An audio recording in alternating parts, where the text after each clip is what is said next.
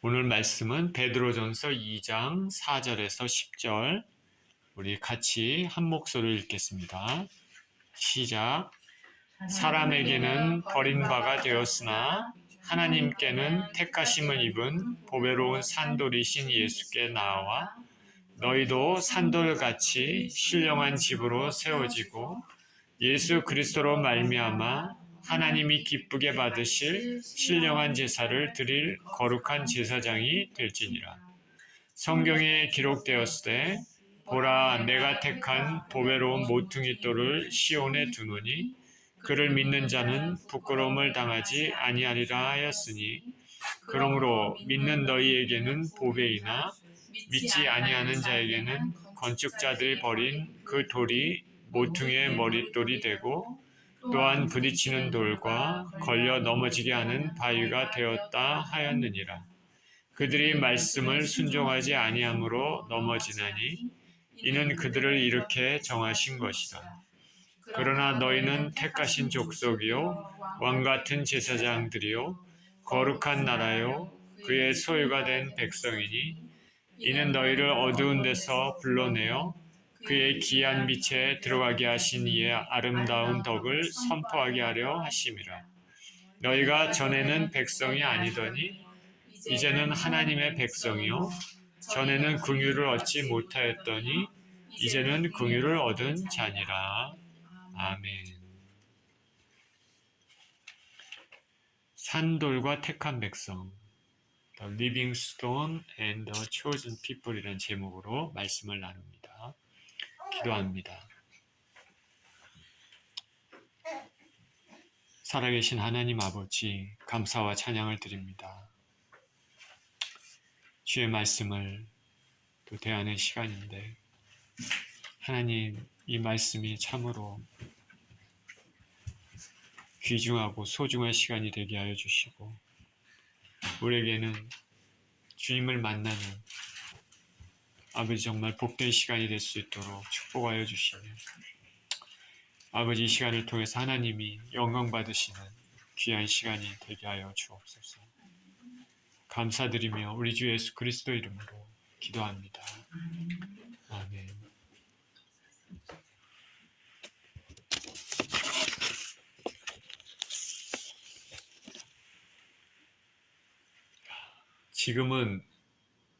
지금은 잘 모르겠지만은 몇십 년 전까지만 해도 중동에는 베드윈이라는 무리가 있었습니다. 들어보셨는지 모르겠습니다. 베드윈. 이들은 장막을 치면서 이리저리 옮겨 다니는 유목민입니다. 1947년 어느 봄철에 이들 중 한 목동이 이스라엘의 사해 북서쪽의 어느 지역을 우연히 지나가게 되었습니다. 그곳에는 유난히 동굴이 많았는데 이 목동은 심심풀이로 돌 하나를 들어서 어떤 동굴에다가 그걸 던졌습니다. 근데 돌이 동굴 안으로 들어가더니 쨍그랑 소리가 났습니다. 쨍그랑하고 소리가 나니까 이 목동이 신기하게 생각해서 그 동굴 안으로 들어가 봤습니다. 그 안에 들어가 봤더니 10개의 항아리가 있었습니다.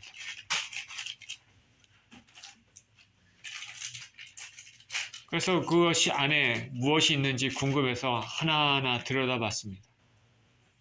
그랬더니 항아리 안에는 아무것도 없습니다. 그런데 마지막 항아리, 한 개 항아리 보니까 그 항아리에는 글씨가 적혀있는 가죽으로 된 두루마리가 있었습니다.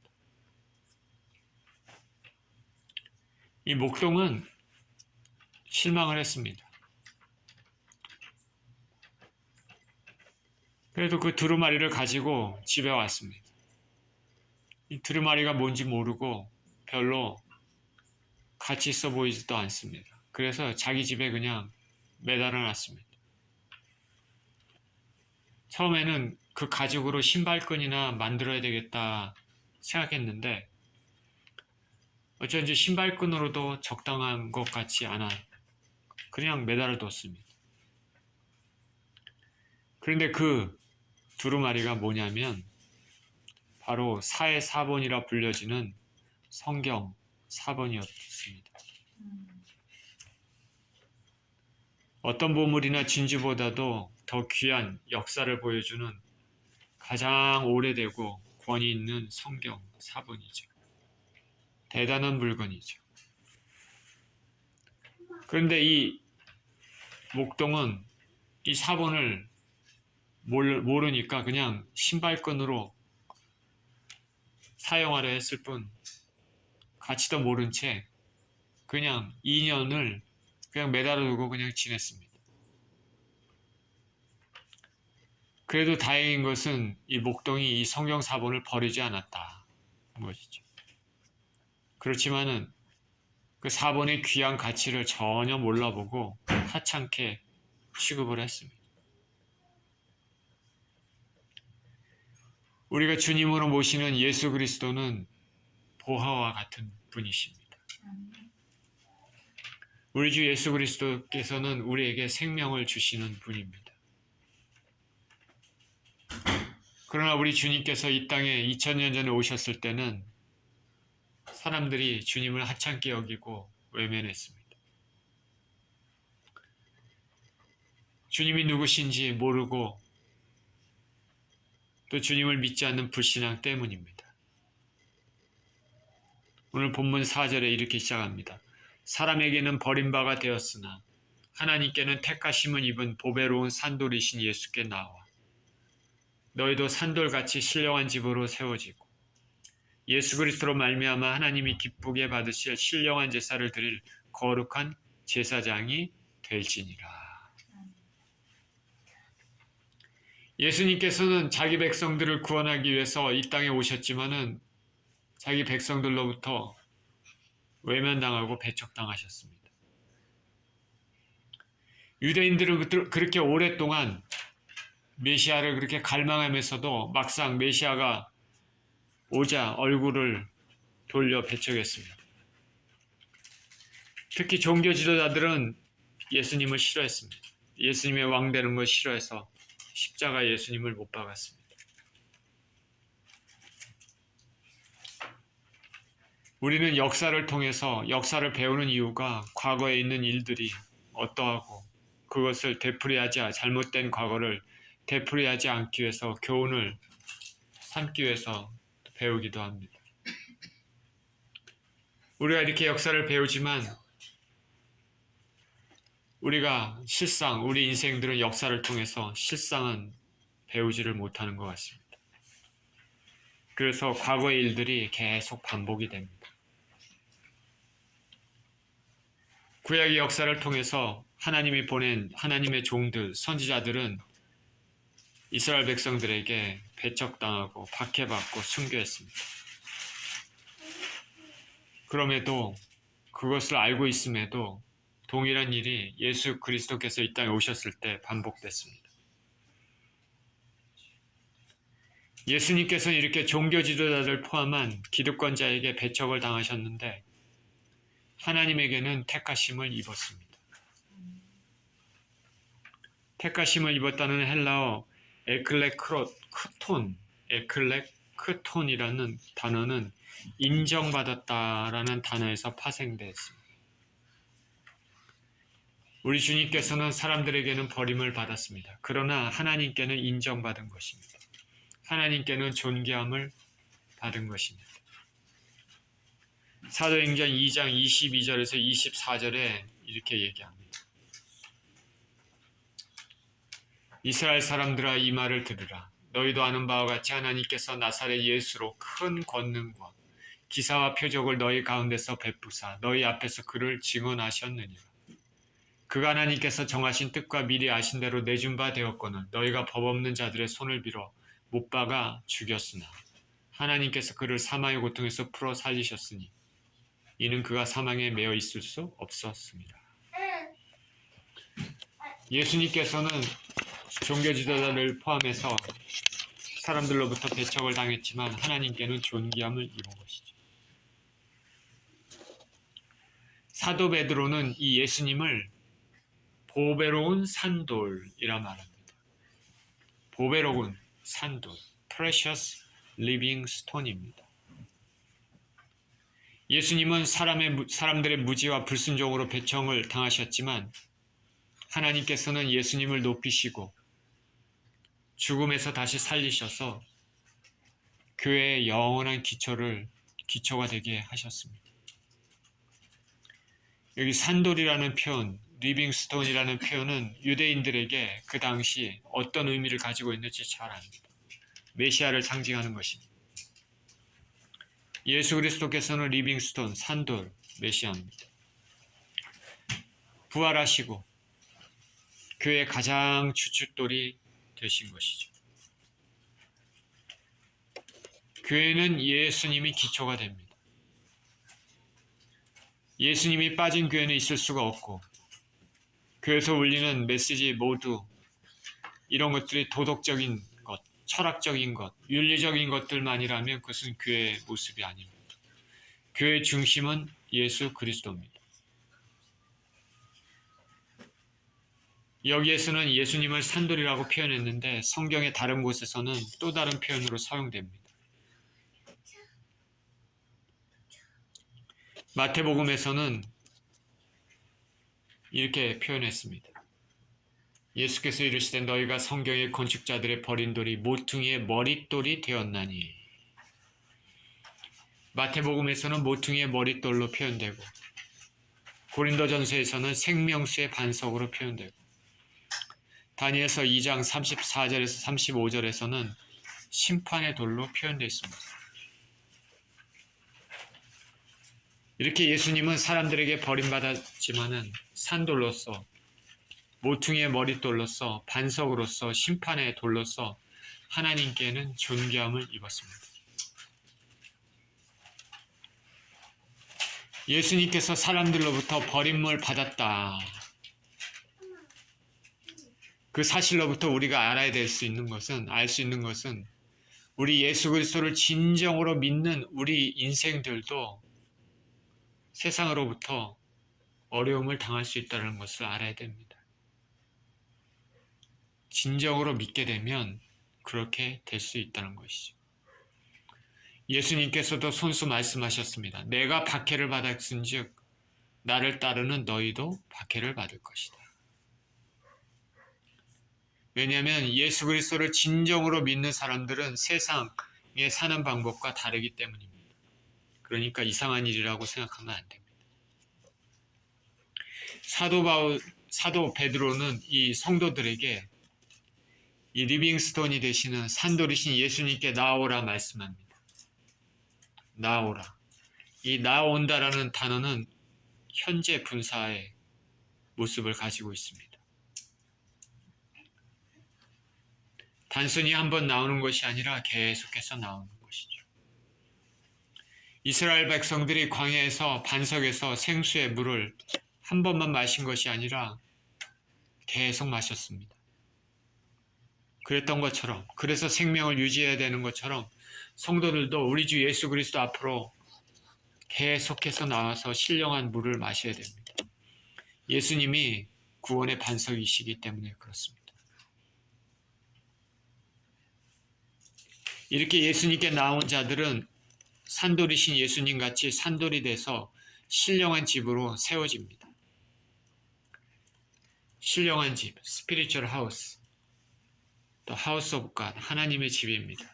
하나님의 백성의 모임입니다. 지상에서 말하면 교회라고 생각하면 됩니다. 예수님께 나온 자들은 산돌이신 예수님과 연합해서 다른 성도들과 더불어 하나가 돼서 하나님의 집, 교회를 이루게 됩니다. 지금 여기가 하나님의 집이 되는 것이죠. 교회를 이루게 됩니다. 교회는 예수 그리스도를 진정으로 주님이라고 믿고 고백하는 사람들의 모임입니다. 예수님께서는 베드로로부터 신앙 고백을 들은 이후에 내가 이 반석 위에 내 교회를 세우겠다 말씀하셨습니다. 다시 한번 교회는 예수님을 진정으로 믿는 믿음의 공동체라는 것을 알아야 됩니다. 우리가 예수님을 빼고는 교회를 성립할 수 없습니다. 그렇기 때문에 성도들은 예수님 말씀을 최고의 권위로 삼고 예수님을 닮아가는 삶을 살아야 됩니다. 예수님이 없는 삶, 교회를 떠난 삶은 온전한 신앙생활이 불가능한 것이죠. 이제 이 교회의 구성원이 된 성도들은 예수님으로 말미암아 하나님이 기쁘시게 받으실 신령한 제사를 드릴 거룩한 제사장이 되라고 말하고 있습니다. 예수님의 십자가 죽으심으로 말미암아 이제 성도 한 사람 한 사람이 제사장이 됐습니다. 여기서 만민 제사장의 개념이 여기서 나왔습니다. 요한계시록 1장 6절에 우리 같이 한번 읽어보겠습니다. 요한계시록 1장 6절 시작. 그의 아버지 하나님을 위하여 우리를 나라와 제사장으로 삼으신 그에게 영광과 능력이 세세토록 있기를 원하노라. 아멘. 우리는 모두 제사장이 된 것이죠. 구약에서 제사장은 제사를 통해 백성의 죄를 대속하는 일을 도왔습니다. 이제 우리 각자가 제사장이 된 지금 우리 각자가 죄를 회개하고 예수님의 피로써 정결케 되는 것이죠. 매일매일의 죄를 씻어 정결하게 되는 것들, 모든 예배가 하나님이 기쁘시게 받으실 만한 것이 되어야 할 것입니다. 예배는 삶의 모든 것을 통해 드려지는 것입니다. 집에서 생활할 때, 직장에서 일을 할 때, 운전을 할 때 모든 것들이 다 예배가 되는 것이죠. 그 예배 안에는 지금 우리가 같이 모이는 이 공예배도 포함이 되는 것이죠. 이런 모든 것들이 하나님이 받으실 만한 향기로운 제사가 되기 위해서 우리는 거룩한 직분을 이루어 나가야 됩니다. 저와 여러분이 제사장의 직분을 수행하고 있습니까? 내 죄를 깨끗게 하기 위해서 예수님의 보혈을 의지해서 회개할 뿐 아니라 내 가족, 내 친척, 내 주위에 있는 친구들 혹은 직장의 동료들을 위해서 제사장의 직분을 로서 그들을 위해서 중보하고 있습니다. 또한 구약의 제사장이 하나님이 직접 택하신 택함받는 자로서 거룩한 삶을 살아야 되는 것처럼 우리 삶도 그렇게 거룩한 삶을 살고 있는지 생각해 봐야 되겠습니다. 6절입니다. 성경에 기록되었으되 보라 내가 택한 보배로운 모퉁이 돌을 시온에 두노니 그를 믿는 자는 부끄러움을 당하지 아니하리라 하였으니 그러므로 믿는 너희에게는 보배이나 믿지 아니하는 자에게는 건축자들이 버린 그 돌이 모퉁이의 머릿돌이 되고 또한 부딪히는 돌과 걸려 넘어지게 하는 바위가 되었다 하였느니라. 그들이 말씀을 순종하지 아니하므로 넘어지나니 이는 그들을 이렇게 정하신 것이라. 앞에서 예수님을 리빙스톤 산돌이라 표현한 것처럼 그것을 여기 구약성경 이사야서 28장 16절을 인용해서 증명하고 있는 것이죠. 그러므로 주 여호와께서 이같이 이르시되 보라 내가 한 돌을 시온에 두어 기초를 삼았으니 그 시험한 돌이여 귀하고 견고한 기초돌이라. 그것을 믿는 이는 다급하게 되지 아니하리로다. 여기 이사야서에서는 기초돌 얘기했습니다. 그리고 오늘 본문의 베드로는 그것을 갖다가 모퉁이돌이라고 표현했습니다. 둘 다 표현은 다르지만 동일한 의미입니다. 우리 복음성가에 예수는 모퉁이돌 이런 복음성가가 있습니다. 모퉁이돌. 우리가 건물을 지을 때 모퉁이돌 생각해 볼 수 있습니다. 모퉁이돌은 건축물의 벽과 벽 사이를 잇는 건물의 가장 기초가 되고 중심되는 돌이 모퉁이돌입니다. 그렇죠? 코너에 있는 돌이니까. 가장 기초되고 중심되는 돌입니다. 이 돌은 건물의 벽과 벽을 연결해서 건축물을 지탱합니다. 가장 중요한 돌이죠. 예수께서 교회의 모퉁이 돌이 되셔서 교회를 지탱하고 계신다는 것을 알 수 있는 것이죠. 이 모퉁이 돌을 통해서 한쪽 면의 벽, 또 다른 쪽에 있는 벽이 연결이 됩니다. 이방인의 벽, 유대인의 벽이 연결이 되는 것이죠. 이방인과 유대인이 하나로 교회로 이름으로 예수 그리스도 이름으로 함께 교회를 이루게 됩니다. 이 돌 예수 그리스도를 믿는 자들은 다급하게 되지 않습니다. 이 돌 예수 그리스도를 믿는 자들은 부끄러움을 당하지 않는다 말합니다. 두려움과 공포로부터 벗어나 예수님 안에서 견고하게 서게 된다. 우리 인생들은 저나 여러분이나 이 땅을 살다가 우리의 삶이 하나님이 정하신 때, 마지막 때가 되면 우리 이 육신 안에 있는 영혼이 빠져나가면서 우리는 운명을 맞이합니다. 우리 육신에서 영이 떠나게 되면 그 이후에는 우리가 하나님 앞에 서게 됩니다.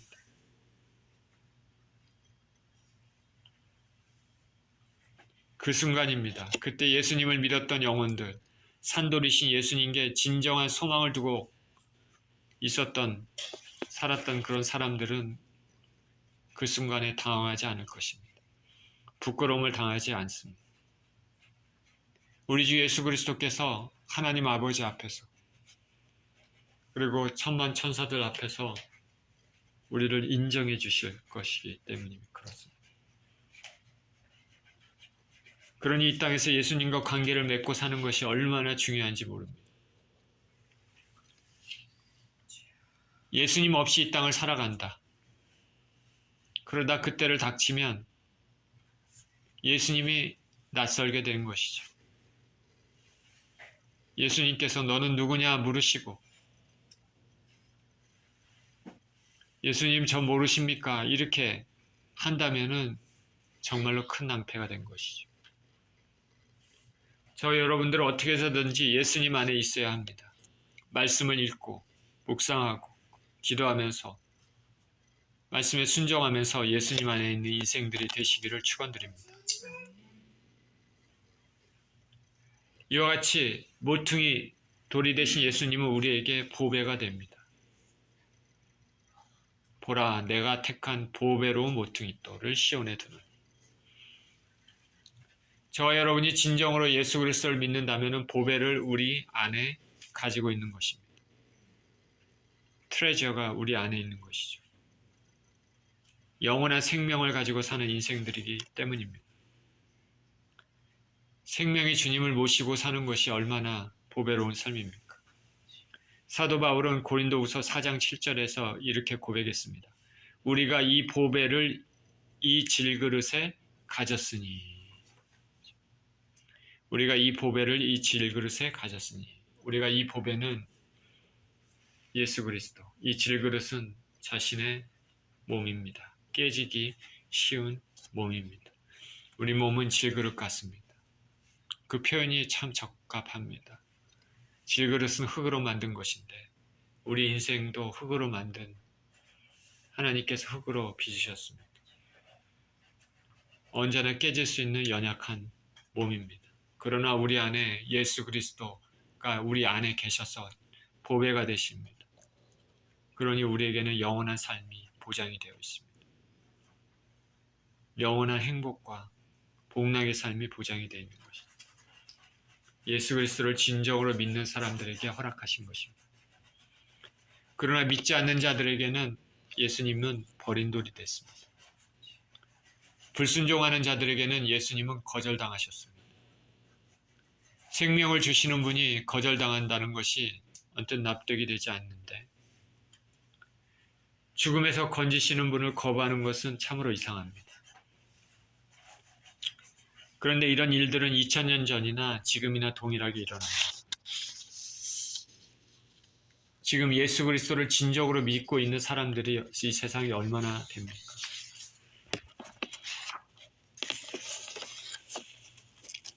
다 자기 일이 바쁩니다. 다 자기 생각이 바쁩니다. 자기 욕심이 중요합니다. 그리고 자기 만족과 자기 자랑이 하기에 바쁩니다. 그렇기 때문에 예수님이 그 마음에 자리 잡을 그런 여지가 별로 없습니다.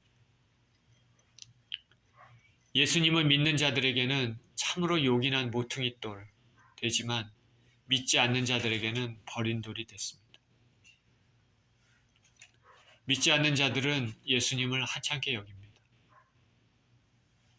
주님의 삶과 말씀은 세상을 따르는 자들의 삶과 가치관에 맞지 않기 때문입니다.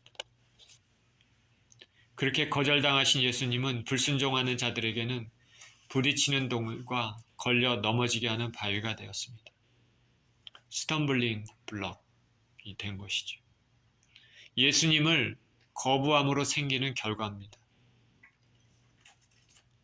은혜로 주어지는 구원의 선물을 스스로 차버린 것은 결국 구원에서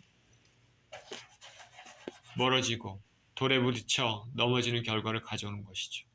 넘어진다, 실족한다, 죄를 짓는다, 구원에서 제외된다.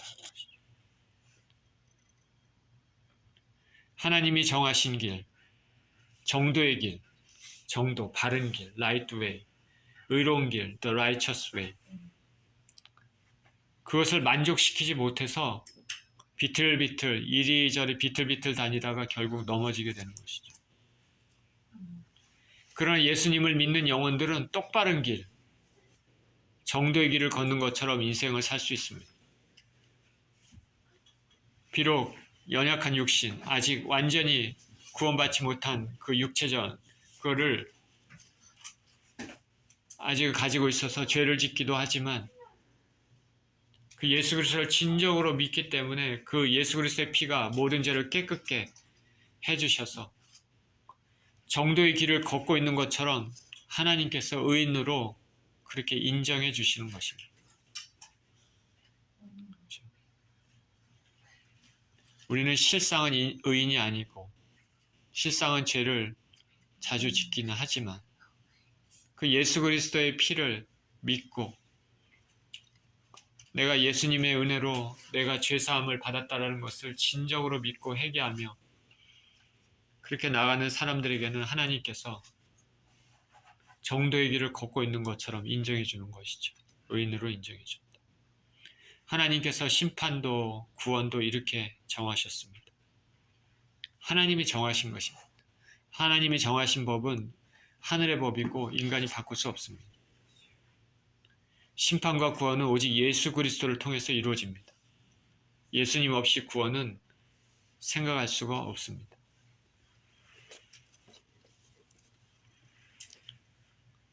우리 이사야서 8장 14절 15절 같이 읽겠습니다. 시작.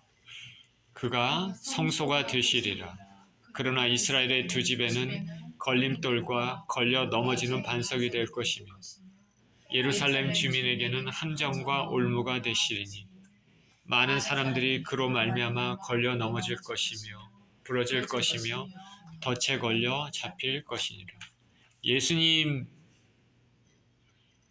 예수님은 참 믿는 자들에게는 리빙스톤, 산돌이 되지만 믿지 않는 자들에게 이렇게 스텀블링 블럭이 되는 것이죠. 자, 요한복음 5장 22절도 다시 한번 읽어보겠습니다. 시작. 아버지께서 아무도 심판하지 아니하시고 심판을 다 아들에게 맡기셨으니. 하나님 아버지께서는 그 예수 그리스도께 심판을 다 맡기셨습니다. 구원은 오직 예수 그리스도를 중심으로 이루어집니다. 심판도 마찬가지죠. 9절입니다. 그러나 너희는 택하신 족속이요 왕같은 제사장들이요 거룩한 나라요 그의 소유된 백성이니 이는 너희를 어두운 데서 불러내어 그의 기이한 빛에 들어가게 하신 이의 아름다운 덕을 선포하게 하려 하심이라. 너희가 전에는 백성이 아니더니 이제는 하나님 백성이요 전에는 긍휼을 얻지 못하였더니 이제는 긍휼을 얻은 자니라. 예수님 저버린 인생들이 돌에 걸려 넘어진 것과 반대로 예수님을 영접한 인생들은 부끄러움을 당하지 않는 택하신 족속, 왕같은 제사장들입니다. 거룩한 나라가 되고 하나님 백성들입니다. 여기 택하신 족속이라고 말했습니다. 하나님의 택하심을 받은 것입니다. 예수님을 믿는 것이 자기 의지대로 생각으로 믿는다고 생각하면 잘못된 것이죠. 예수님 믿는 것은 전적으로 하나님 은혜입니다. 왜냐하면 하나님께서 그 사람 안에 예수님을 믿을 수 있는 믿음을 주셨기 때문에 그렇습니다. 그래서 은혜라고 합니다. 똑같은 복음의 메시지를 들어도 어떤 사람들은 받아들입니다. 근데 어떤 사람들은 한 귀로 듣고 한 귀로 흘려보냅니다. 받아들이는 자, 받아들이지 않는 자 모두가 죄성을 가진 인간들입니다. 죄를 짓고 삽니다. 그러나 하나님께서는 그들 중에서 어떤 사람에게는 예수 그리스도를 받아들이는 믿음을 주셨습니다. 하나님이 주시지 않으면 다 그냥 흘러갑니다. 근데 어떤 사람들에게는 스페셜한 은혜를 주신 것이죠. 저와 여러분이 믿음을 가졌다면 그 하나님의 스페셜한 은혜를 받은 것이죠. 그러니 우리는 하나님께 영광을 드려야 되는 것입니다. 요한복음 6장 65절에 이렇게 얘기합니다. 또 이르시되 그러므로 전에 너희에게 말하기를 내 아버지께서 오게 하여 주지 아니하시면 누구든지 내게 올 수 없다 하였노라 하시니라. 예수님 앞에 가는 자, 아무나 가는 자가 아니라 하나님 아버지께서 허락하신 자, 가게끔 그렇게 은혜를 주신 자가 간다는 것이죠. 또 여기 왕같은 제사장들이라 했습니다. 그러나 너희는 왕같은 제사장들. 제사장의 직분이 귀합니다. 구약에서 하나님께 드리는 제사는 아무나 할 수 없었습니다. 제사장은 이스라엘 온 족속 중에서 레위 지파에서만 가능합니다. 그리고 레위 지파 내에서도 아론의 자손만 가능합니다. 하나님께서 제사장들은 굉장히 중요한 특권을 주셨습니다. 고귀합니다. 제사장은 굉장히 존귀한 것이죠.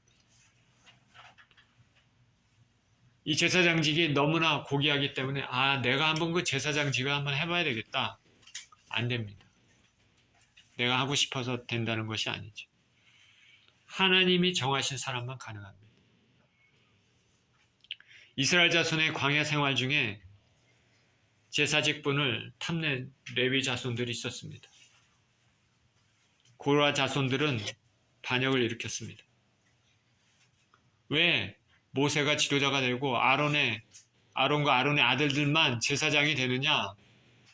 우리도 레위 자손이다. 우리도 지도자다. 반기를 들었습니다. 그 반기를 든 것은 사실 하나님에 대한 도전입니다. 그 결과 그들은 모두 다 멸망했습니다. 유다의 우시아 왕이라는 사람이 있습니다. 우시아 왕은 전반적으로 선한 왕으로 이렇게 알려져 있습니다. 나라를 부강하게 하고 하나님을 그래도 잘 섬겼던 왕이었는데 그러나 말년에 나라가 부강해지고 그러다 보니까 교만한 마음이 생겼습니다. 제사장만이 할 수 있는 그 분향, 성전에서 할 수 있는 분향을 자신이 하겠다. 내가 왕이다. 자신이 하겠다고 때를 씁니다. 그래서 분향을 하다가 결국에는 성전에서 갑자기 문둥병이 걸렸습니다. 사람들이 문둥병이 걸린 걸 보고 왕을 성전에서 쫓아냅니다. 그는 왕이었지만 죽을 때까지 별궁에 갇혀서 살았습니다. 제사장은 아무나 할 수 있는 것이 아닙니다. 그런데 이제 우리 주 예수 그리스도를 진정으로 믿는 사람들은 모두 제사장이라 말합니다. 너희는 택하신 족속이요 왕 같은 제사장들이요.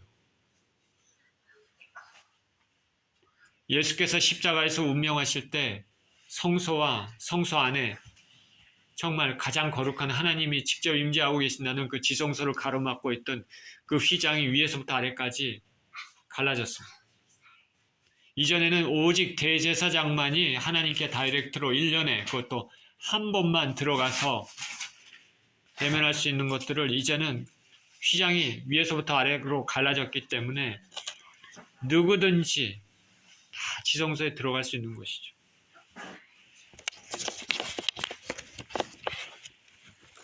이 제사장의 직분으로 인해 우리는 우리 자신을 위해서 기도할 뿐 아니라 우리 주변에 있는 사람들을 위해서 중보하는 기도도 할 수 있게 됐습니다.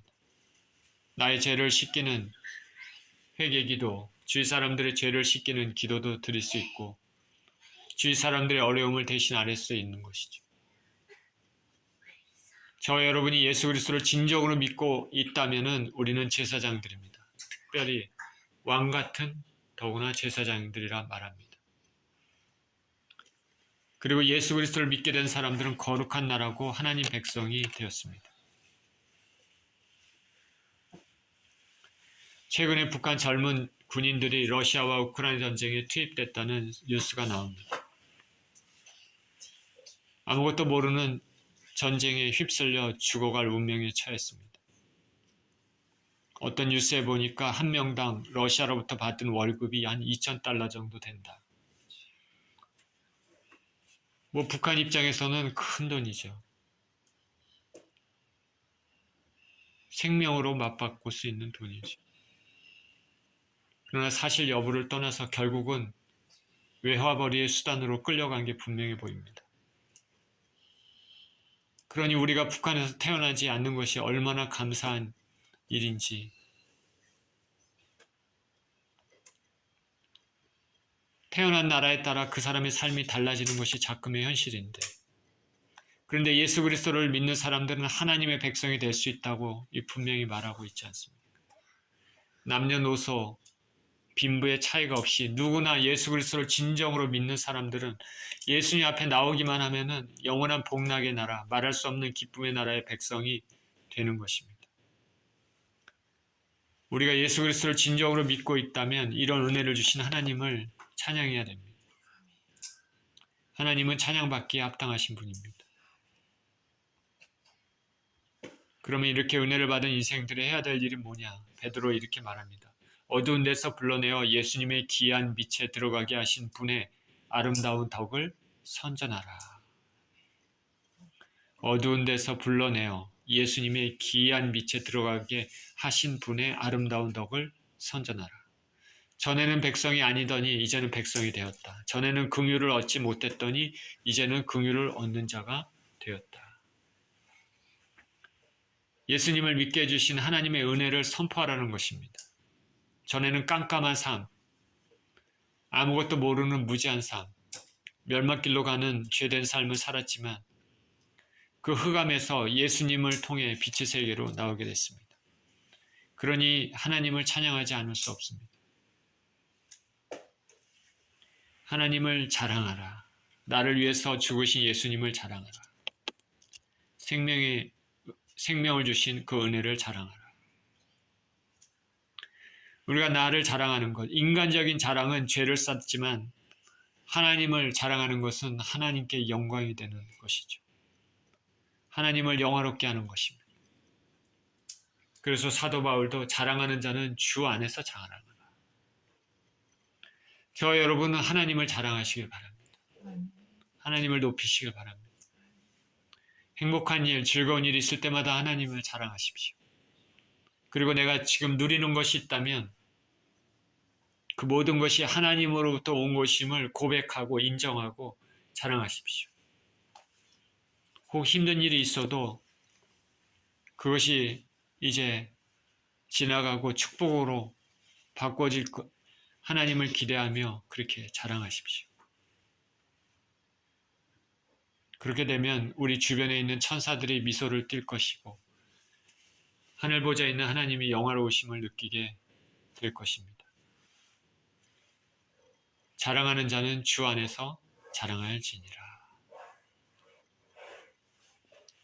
결론을 맺겠습니다. 예수님은 믿지 않는 자들에게는 버림받았으나 하나님께는 존귀함을 받아서 하나님 나라의 모퉁이 돌, 머릿돌이 되셨습니다. 예수님을 믿지 않는 자들에게는 넘어지는 돌이 되셔서 심판주가 되시지만 영접하는 자들에게는 하나님의 백성들이 되게 하는 하나님의 집의 중심이 되셨습니다. 우리가 예수 그리스도를 믿음으로 왕같은 제사장, 긍휼을 입은 하나님의 백성이 되었습니다. 우리의 삶은 이러한 은혜를 주신 하나님께 감사하는 삶, 은혜를 증거하는 삶이 되어야 됩니다. 이러한 사명에 충실한 삶을 사시는 저와 여러분 모두 되시기를 예수 그리스도 이름으로 축원드립니다. 기도하겠습니다. 하나님 아버지, 예수 그리스도를 진정으로 믿는 사람들은 왕같은 제사장이고 택하신 족속이고 거룩한 나라고 그의 소유된 백성이라고 말씀하시니 감사를 드립니다.